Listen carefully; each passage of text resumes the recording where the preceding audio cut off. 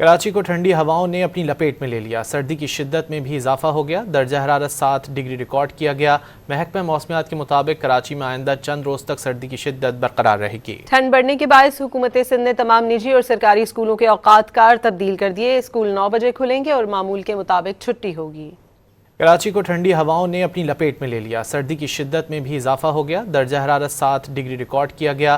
محکمہ موسمیات کے مطابق کراچی میں آئندہ چند روز تک سردی کی شدت برقرار رہے گی۔ ٹھنڈ بڑھنے کے باعث حکومت سندھ نے تمام نجی اور سرکاری اسکولوں کے اوقات کار تبدیل کر دیے۔ اسکول 9 بجے کھلیں گے اور معمول کے مطابق چھٹی ہوگی۔ کراچی کو ٹھنڈی ہواؤں نے اپنی لپیٹ میں لے لیا۔ سردی کی شدت میں بھی اضافہ ہو گیا۔ درجہ حرارت 7 ڈگری ریکارڈ کیا گیا۔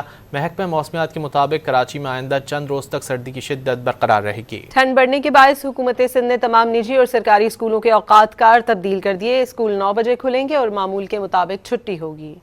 کراچی کو ٹھنڈی ہواؤں نے اپنی لپیٹ میں لے لیا۔ سردی کی شدت میں بھی اضافہ ہو گیا۔ درجہ حرارت 7 ڈگری ریکارڈ کیا گیا۔